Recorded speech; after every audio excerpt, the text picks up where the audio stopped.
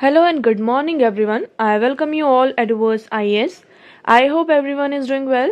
So today is 15th April 2024 and we are going to discuss important news and articles from The Hindu newspaper. So let's see what important news we got today to discuss. But before starting the video, for PDF join Telegram channel Eduverse IS. Link आपको description box में provided है. Make sure video को and तक देखें so that सारी important news आपकी यहाँ पर कवर हो. तो चलिए स्टार्ट करते हैं और देखते हैं आज हमें क्या क्या डिस्कस करना है. Okay, so now the first article is Iran wants Israel against retaliation. अब देखिए, आप सभी को यहाँ पर पता होगा कि ईरान ने क्या किया है. So here you will see Iran warned Israel and the United States on Sunday of the much larger response if there is any retaliation for its mass drone and missile attack on Israeli territory overnight as Israel said the champion is not over at. तो इसमें देखिए यहाँ पर campaign is not over yet. तो इसमें देखिए आप सभी को पता है यहाँ पर रात में ईरान ने क्या किया था, इजरायली टेरिटरी पर यहाँ पर ड्रोन और मिसाइल अटैक्स किए थे. ओके, तो इजराइल ने यहाँ पर ये कहा कि अभी जो कैंपेन है वो अभी खत्म नहीं हुआ है. So the threat to open war अभी भी यहाँ पर कभी भी किसी टाइम, मतलब अगर हम वेस्ट एशियन फोर में देखते हैं तो यहाँ पर ओपन वार इरप्ट हो सकता है, इसका कोई यहाँ पर हमारे पास वो नहीं है. Okay, so America did not see conflict with Iran but would not hesitate to protect its force and Israel. अब देखिए यहाँ पर अमेरिका की बात कर रहे हैं हम, वॉशिंगटन की बात कर रहे हैं कि वो यहाँ पर कोई कन्फ्लिक्ट नहीं चाहते हैं, बट अगर उन्हें अपनी फोर्सेस को और इजराइल को प्रोटेक्ट करना है तो वो हेजिटेट नहीं करेंगे इस कन्फ्लिक्ट में आने के लिए. Okay, so Iran launch the attack over a suspected Israeli strike on its consulate in Syria on 1st April. अब आप सभी को पता होगा, अब क्वेश्चन ये आता है कि ईरान ने ऐसा किया क्यों. तो ईरान ने ऐसा क्यों किया, क्योंकि ईरान ने सस्पेक्ट किया था 1st of April को, आप सभी को पता है यहाँ पर सीरिया में, है ना, सीरिया में जो आपकी जो ईरानियन कंसल्टेंसी थी वहां पर अटैक हुआ था. तो ये सस्पेक्ट किया जा रहा कि जो स्ट्राइक हुआ था, अटैक हुआ था, ये इजराइल ने किया था. इसी के चलते यहाँ पर क्या हुआ था, आपके जो ईरान के टॉप रिवोल्यूशनरी गार्ड्स थे, कमांडर्स हैं, उनकी यहाँ पर जान जाती है. और इसी के चलते ईरान ने अभी यहाँ पर क्या किया, 300 ड्रोन्स और मिसाइल यहाँ पर लॉन्च किए हैं. ओके, सो आई होप आपको यहाँ पर ये क्लियर होगा. तो मतलब वेस्ट एशिया में देखिए जो सिचुएशन है अभी और ज़्यादा यहाँ पर ख़राब होती जा रही है. इवन ये भी कहा है कि अगर यूएस इसमें इस कॉन्फ्लिक्ट में इन्वॉल्व होता है तो रशिया क्या करेगा, ईरान का यहाँ पर साथ देगा. तो अभी ये सारी चीज़ें यहाँ पर हो रही हैं. फर्दर देखते हैं हमारे सामने क्या निकल कर आता है. नेक्स्ट मूव करते हैं. Next article is urbanisation no liberating force for Dalit. Okay, देखिए ये आर्टिकल आज इसलिए आया है क्योंकि कल था 14th अप्रैल और कल थी आपकी भीमराव अंबेडकर जयंती. आप सभी को इसके बारे में यहाँ पर पता होगा. ओके, सो अब यहाँ पर हम बात कर रहे हैं एक आइडियोलॉजी की, एक तरीके से कह सकते हैं, और एक कॉन्सेप्ट की कि अर्बनाइजेशन से क्या हो रहा है, नो लिबरेटिंग फोर्स फॉर दलित. हमने यहाँ पर अर्बनाइजेशन से हमने ये सोचा था कि आपने देखा होगा ज़्यादातर जो डिस्क्रिमिनेशन होता है, कास्ट बेस्ड जो आपका सिस्टम है और जो डिस्क्रिमिनेशन होता है, मेनली कहाँ पर होता है, रूरल एरिया में सबसे ज़्यादा ये प्रोमिनेंट है ना. विलेज है आपके रूरल एरिया में कास्ट बेस आपका यहाँ पर जो डिस्क्रिमिनेशन होता है, अनटचनेबिलिटी को जो फॉलो किया जाता है, यहाँ पर मोस्टली किया जाता है. तो भीमराव अंबेडकर जी ने ये सजेशन दिया था कि हम क्या करेंगे, सिटी में मूव करेंगे. ठीक है, हम शहर की तरफ मूव करेंगे क्योंकि शहर में क्या हो रहा है, आपका इंडस्ट्रियलाइजेशन हो रहा है. क्या हो रहा है, वहां पर इंडस्ट्रियलाइजेशन हो रहा है. वहां पर कास्ट नहीं देखी जाती, वहां पर आपकी स्किल्स देखी जाती है कि आपके पास क्या क्या स्किल्स हैं जो कि हम उस स्किल्स को क्या कर सके, यूटिलाइज कर सके. वहां पर हम कास्ट नहीं देखते, वहां पर हम स्किल्स देखते हैं. वहां पर आपकी क्लास देखी जाती है, वहां पर ये देखा जाता है कि आपके पास कितना कैपिटल है. तो ये कुछ चीजें हैं जो आपकी सिटीज में देखी जाती हैं. वहां पर हम ये कास्ट और ये सारी चीजें नहीं देखते हैं कि हम किस कास्ट से बिलोंग करते हैं, किस कास्ट से नहीं. तो इसी के चलते यहाँ पर भीमराव अंबेडकर जी ने, आप सभी को यहाँ पर उनके बारे में पता होगा, तो उन्होंने ये सजेस्ट किया कि हमें क्या करना चाहिए, सिटी की तरफ मूव करना चाहिए. सो इस आर्टिकल में मेरे यही बात की गई है. सो देखिए, urbanisation and Ambedkar's belief. Here you will see in the constituent assembly Ambedkar oppose the idea that villages should be recognised as an autonomous administrative units and felt relieved that assembly rejected the idea for the untouchables there could not have been a bigger calamity, he wrote. उन्होंने ये कहा था actually ये जो हमारी constituent assembly थी उसमें ये कहा जा रहा था कि विलेज को हम क्या करेंगे, एक ऑटोनोमस एडमिनिस्ट्रेटिव यूनिट की तरह रिकॉग्नाइज करेंगे, है ना, कि मतलब विलेज क्या है, एक अलग से आपकी एडमिनिस्ट्रेटिव यूनिट है। बट इस आइडिया को यहाँ पर फिर बाद में रिजेक्ट कर दिया गया, क्योंकि इसका फिर और उसके बाद ये भी कहा गया कि जब ये आइडिया रिजेक्ट हुआ तो यहाँ पर जो अनटचेबल्स थे, अगर ऐसा हो जाता तो अनटचेबल्स के लिए बहुत बड़ी क्लैमिटी बन जाता। क्यों बन जाता? क्योंकि आप सभी को यहाँ पर यू ऑल नो दैट कि विलेज एरिया में कितना ज्यादा यहाँ पर कास्ट डिस्क्रिमिनेशन और अनटचेबिलिटी को फॉलो किया जाता है। Okay, so urbanisation and Ambedkar's believe, so in the process of urbanization, Ambedkar saw an opportunity for Dalit liberation. He believed that the system of caste operation that thrive in Indian villages become weaker in cities. These included segregation of Dalit into ghettos, restriction on economic activities, and denial of land ownership. तो city actually यहाँ पर आप लोगों ने देखा होगा गांव में क्या होता है, जो दलित्स होते हैं इनका अलग से सेग्रीगेशन होता है। जितने भी दलित्स होते हैं उनको एक मतलब अलग ही उनका जो घेटोस मतलब उनकी अलग बस्ती यहाँ पे बना दी जाती है, और कुछ ऐसी इकोनॉमिक एक्टिविटीज होती हैं जहां पर उन्हें एंटर करने नहीं दिया जाता है। एंड कई बार उनको वहां पर जो लैंड ओनरशिप होती है उससे भी यहाँ पर मना कर दिया जाता है। So Jyotirao Phule has also admired city life for being liberal and enabling him to earn a living. So Jyotirao Phule के बारे में भी यहाँ पर डिस्कस किया गया। हम इन दोनों पर्सनैलिटीज को यहाँ पर डिस्कस करेंगे। Okay, Bhimrao Ambedkar and Jyotirao Phule.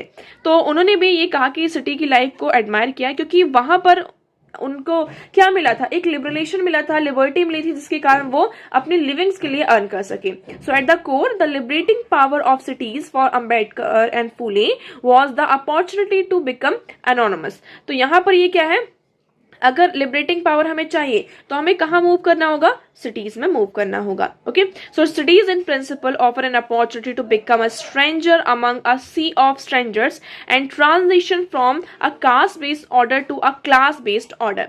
क्योंकि सिटीज में क्या होता है, आप किस कास्ट से बिलोंग करते हैं, कहाँ से बिलोंग करते हैं, इट डजेंट मैटर। ओके, वहां पर जो ओनली चीज इज प्रेफरेबल, वहां पर किस चीज को प्रायोरिटी दी जाती है, प्रेफर किया जाता है कि आपके पास क्या स्किल है, क्या आप इस इंडस्ट्री में अगर XYZ यहाँ पर इस कंपनी में या फिर इस इंडस्ट्री में काम कर रहे हैं, तो whether you have this skill और नॉट, अगर आपके पास स्किल है, आप किसी भी कास्ट से यहाँ पे बिलोंग करते हैं, so it doesn't matter at all. Okay, so here it is important to acknowledge that Ambedkar have seen the ways in which caste adapts to urbanization. So in waiting for a visa, Ambedkar reflects on his struggle to find a house in Baroda. तो यहाँ पर बहुत सारे struggles भी cities में आपको face करने पड़ते हैं, बट हमें देखिए क्या होता है, कई बार विलेजेस में जो वहाँ की जो टेक्सटाइल मिल्स होती हैं, कई बार वीविंग सेक्शन में यहाँ पे दलित्स को स्किल होने के बाद भी अलाउ नहीं किया जाता है, तो ये सारी चीजें यहाँ पे प्रॉब्लम होती हैं। उसके बाद हम बात करते हैं लैंग्वेज। यहाँ पर लैंग्वेज आपका जो बहुत ज्यादा चलता है प्योरिटी और पोल्यूशन का, कि जो ब्राह्मण होते हैं, है ना, ये प्योर होते हैं, और दलित की बात करते हैं तो ये यहाँ पर पॉल्यूशन की तरह होते हैं। So caste translation into city spatiality through the language of purity and pollution. A consumer survey in 2021 revealed that eating non-vegetarian food is the biggest deal breaker in finding rental housing in India. अब देखिए India में एक चीज और है आपको देखने को मिलेगा, एक्चुअली मेजॉरिटी में कौन है, आपके हिंदूज हैं। आप इस बात से तो एग्री करते हैं, हाँ ठीक है। हिंदूज में एक्चुअली एक यहाँ पर आप कह सकते हैं कि ये है कि अगर आप नॉनवेज खाते हैं, ठीक है, नॉनवेज खाते हैं, अल्कोहल का कंजप्शन करते हैं, तो आप इम्प्योर माने जाते हैं। ठीक है, कि ऐसा कहा जाता है कि हमारे शास्त्रों में, हमारे वेदों में इन सारी चीजों को इम्प्योर माना जाता है। ठीक है, अगर हम दलित्स की बात करते हैं, ठीक है, और आप मुस्लिम्स की बात करते हैं, तो जो हिंदूज होते हैं, स्पेशली ब्राह्मण जो कैटेगरी में आते हैं, अपर कास्ट में आते हैं, वो इन सब चीजों को क्या मानते हैं, इम्प्योर मानते हैं। और कई बार आप लोगों ने यहाँ पर ये देखा होगा, आप किसी ऐसे एरिया में जाइए जहाँ पर मेजोरिटी में हिंदू में है, और आप वहाँ पर हाउस लेना चाहते हैं रेंट में, अगर आप उनसे पूछेंगे कि क्या हम अपने घर में नॉनवेज बना सकते हैं, अगर आप पूछेंगे भी तो वो लोग वहां पर टोटली मना कर देंगे, जिसकी वजह से लोगों को कई बार यहाँ पर रेंट में हाउस लेने में बहुत बड़ा प्रॉब्लम आता है, क्योंकि ये इनका मतलब बहुत ज्यादा इम्प्योर माना जाता है कि अगर आप नॉनवेज खा रहे हैं so you are not pure. ये सारी चीजें यहाँ पर बहुत ज्यादा चलती हैं। So here the ghetto dweller carries the ghetto on the body when they step out into the city. In the language of caste the space of the ghetto characterised by the filth and dirt. यहाँ पे जो गेटो का मतलब होता है आपका ghetto का मतलब हो जाता है कि आप किसी बस्ती से आ रहे हैं, बस्ती से आ रहे हैं तो मतलब कि आप कैसे होंगे, खराब होंगे, गंदे होंगे, इस तरीके से ऑटोमेटिकली उनके ऊपर एक स्टिग्मा अटैच कर दिया जाता है। Okay, so more recently a language of caste has been imposed on public space of the city by various governments. अब धीरे धीरे सिटीज में भी क्या हो रहा है, इसको इम्पोज किया जा रहा है। जो कई बार गवर्नमेंट होती हैं, पॉलिटिकल पार्टीज होती हैं, वो भी इम्पोज कर देती हैं। सो इन मार्च 2017 the Uttar Pradesh government for example issued regulation for the meat shop that included. अब 2017 की बात है, ये उत्तर प्रदेश की जो गवर्नमेंट थी उन्होंने रेगुलेशंस इशू किए थे कि जितने भी मीट शॉप्स हैं, है ना, जो यहाँ पर मीट को सेल करते हैं, तो कोई भी रिलीजियस प्लेसेस के पास वहां पर सेल नहीं करेंगे, और वहां पर ये सारी चीज़ों को बैन कर दिया गया। और उसके बाद यहाँ पर ये कहा गया है कि जो शॉप्स हैं, रिलीजियस शॉप्स हैं, sorry not religious shop, meat जो शॉप्स हैं, तो उनको यहाँ पे ब्लैक कलर से पेंट किया जाएगा और कर्टेन्स, इन सारी चीज़ों का यूज़ किया जाएगा, जिससे कि जो पेडेस्ट्रियंस हैं, मतलब रास्ते में रोड में चलने वाले लोग हैं, वो उनको ना देखें, उनसे हाइट रहें, है ना, उनके ऊपर मतलब वो मीट को देखे तक ना। ये सारे 2021 की बात है, गुजरात में भी यहाँ पर जो स्ट्रीट फूड में आपने सिटी में देखा था, तो वहाँ पर जो मीट बेस्ड स्ट्रीट फूड्स थे सिटीज़ में, उसको यहाँ पर उनकी सेलिंग में बंद कर दिया था। उन्होंने ये कहा कि ये जो रिलीजियस सेंटिमेंट्स है उसको यहाँ पर ये हर्ट कर रहा है।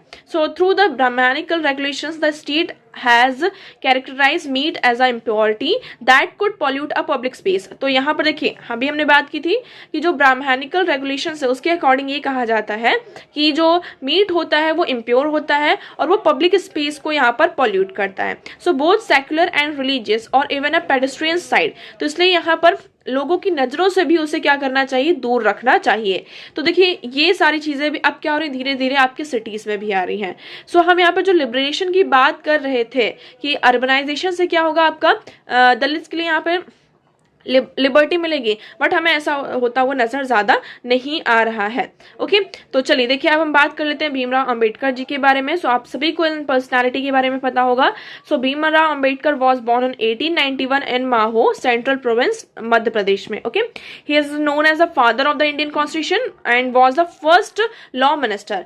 भीमराव अंबेडकर जी आपके फर्स्ट लॉ मिनिस्टर थे और he is the father of the Indian constitution. Okay, drafting committee के चेयरमैन थे और ही was a well-known statesman who fought right for Dalit। और इन्होंने दलित के राइट्स के लिए और जो अदर सोशली बैकवर्ड क्लासेस थे उनके राइट्स के लिए इन्होंने यहाँ पर बहुत मेहनत मतलब की लड़ाई की है।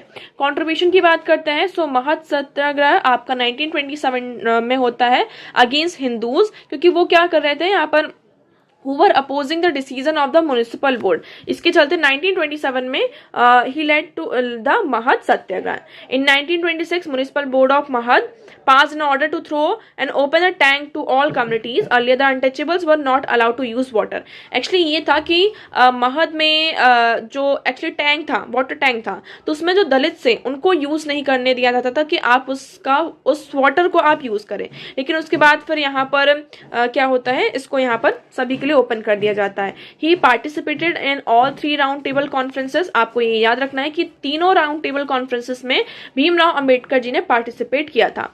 1932 में पूना पैक्ट को यहाँ पर विद महात्मा गांधी जी के साथ यहाँ पर साइन हुआ था, जिसमें जो आइडिया था किसका, कम्युनल अवार्ड का सेपरेट इलेक्ट्रोल्स फॉर डिप्रेस्ड क्लास के लिए, इस आइडिया को उन्होंने यहाँ पर हटाया था कि ऐसा नहीं होना चाहिए।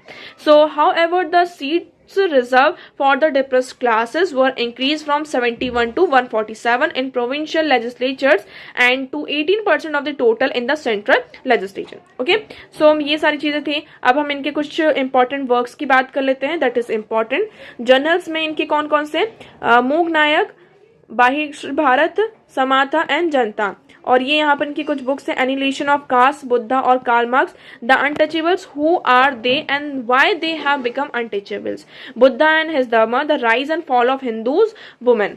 Okay, so now next personality is Jyotirao Phule. Jyotirao Phule born in 1827 in Satara district of Maharashtra। Phule was given the title of Mahatma on 11 May 1888 by Vitthal Rao Krishna ji Wandekar, अब महाराष्ट्रियन सोशल एक्टिविटीज।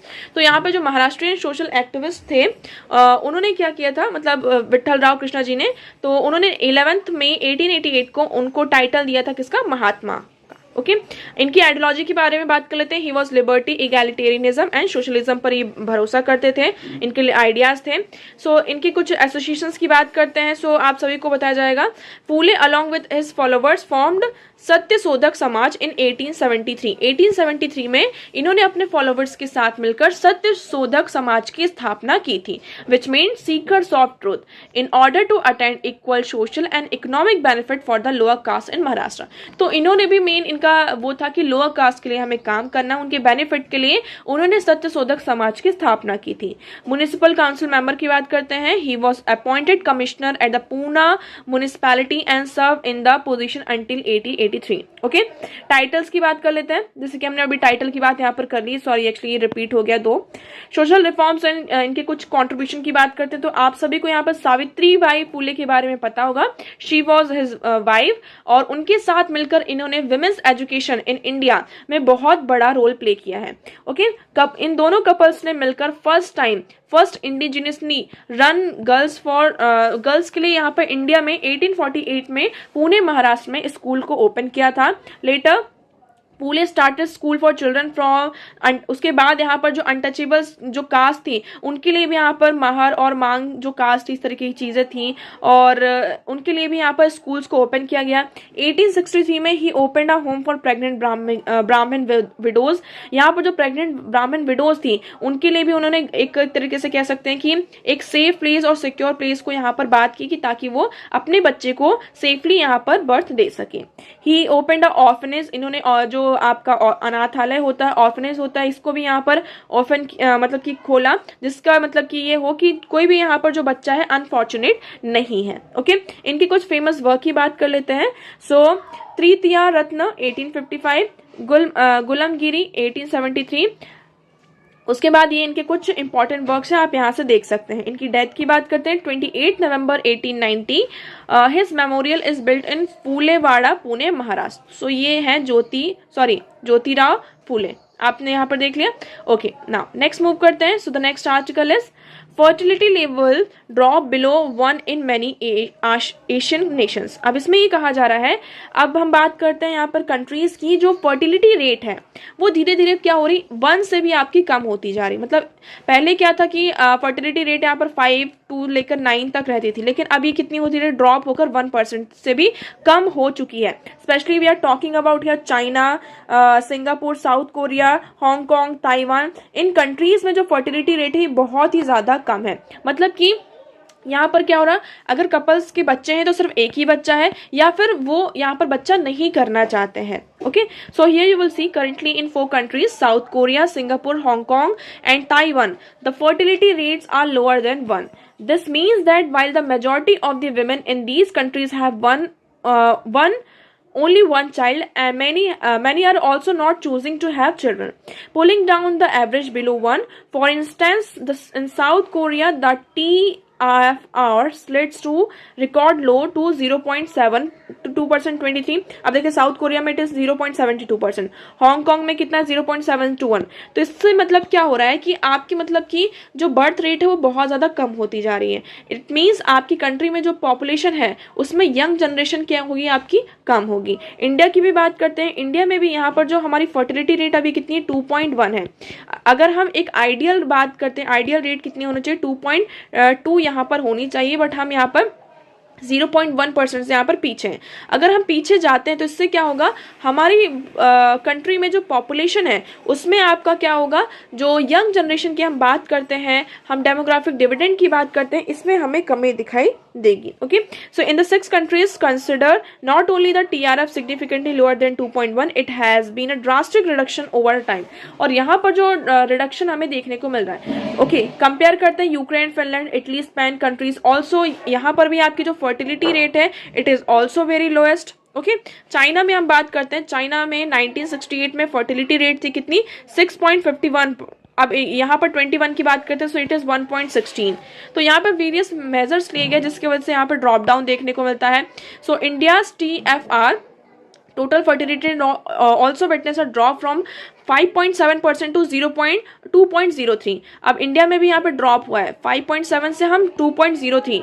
पहले अगर औरतों को यहाँ पर 5-5, 6-6 बच्चे होते थे, तो आज के टाइम पर 2 या 1 बच्चे होते हैं, ये इसका मतलब यहाँ पर हो जाता है। ओके तो शार्प तो हमें दिखाई दे रहा है। इसका मेन रीजन क्या है कि पहली बात तो अब क्या है, कुछ स्ट्रिक्ट फैमिली प्लानिंग के मेजर्स आ गए हैं, गवर्नमेंट भी यहाँ पर बहुत सारे मेजर्स लेकर आ रही है। उसके बाद अब यहाँ पर जैसे सिंगापुर कंट्रीज में आप देखेंगे, ऐसी कंट्रीज में अब नई पॉलिसीज लेकर आ रही है कि 2 चाइल्ड पॉलिसी यहाँ पर लेकर आया जा रहा है, जिससे कि यहाँ पर जो फर्टिलिटी रेट उसको इंक्रीज किया जाए। और अब ऐसा क्यों हो रहा है कि यहाँ पे फर्टिलिटी रेट आपकी डिक्रीज हो रही है, कि ज्यादातर जो फोकस हो रहा है आपका, एक जो आपका न्यू थिंक टैंक यहाँ पर इरप्ट होकर आ रहा है सामने, की विमेन का करियर यहाँ पर प्रेगनेंसी के कारण जो करियर होता है उस पर इम्पैक्ट होता है। तो ये सारी चीजों के कारण यहाँ पर जो फर्टिलिटी रेट है वो हमें डाउन होती हुई नजर आ रही है। ओके सो आई होप आपको ये आर्टिकल यहाँ पे क्लियर होगा। अब देखिए आगे न्यूज़पेपर में ऐसे कुछ भी इंपॉर्टेंट आर्टिकल नहीं है जो हमारे एग्जाम पर्सपेक्टिव से इंपॉर्टेंट हो। अब जो कल यहाँ पर अटैक हुआ है, एक्चुअली ईरान ने इजराइल के ऊपर अटैक किया है, सारी चीज़ें उसी के बारे में है। तो ये सारी चीज़ें अब हमारे लिए इतनी ज़्यादा इंपॉर्टेंट नहीं है। ओके सो आज के न्यूज़पेपर में इतने ही इंपॉर्टेंट आर्टिकल्स थे। आई होप आपको सारी चीज़ें यहाँ पर क्लियर होंगी, but still if you have any doubt you can ask in comment section. आज का वीडियो कैसा लगा एक बार कमेंट सेक्शन में ज़रूर बताइएगा। अगर वीडियो पसंद आया हो तो उसे लाइक करना, चैनल को सब्सक्राइब एंड शेयर करना ना भूलें। So that's for all today. Thank you so much for discussion.